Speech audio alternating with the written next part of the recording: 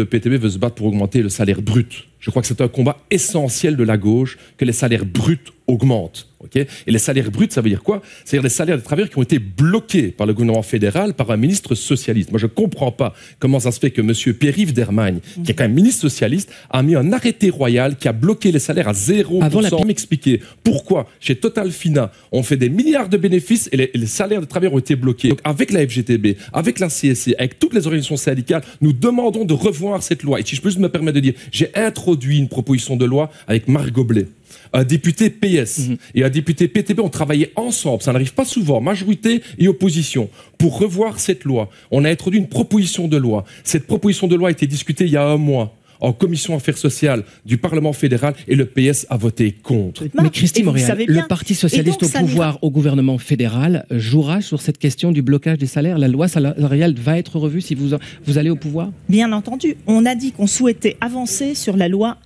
sur la libération des salaires et la fameuse loi de 96 pour parler comme ça. La proposition de Marc Goblet et Raoul Debaut. Alors, quand on est dans un gouvernement, Monsieur Debaut, on n'est pas un pied dedans et un pied dehors. Ça, on ne fait pas. Quand le MR met ses dictats, alors on les suit, et quand la gauche met ses dictats, tout de suite on part défaitiste. On doit gagner avec la gauche. On doit arrêter des défaitistes, vraiment. Georges-Louis Boucher, il met sans arrêt sous pression le gouvernement pour aller chercher ces trucs de la droite, et au PS, c'est tout de suite, on a perdu le combat. On doit à nouveau gagner. La loi de blocage salarial. Pourquoi vous dites dans votre programme vous êtes contre et votre propre ministre a voté pour? C'est l'arrêté royal de M. Dermagne, c'est juste ou pas?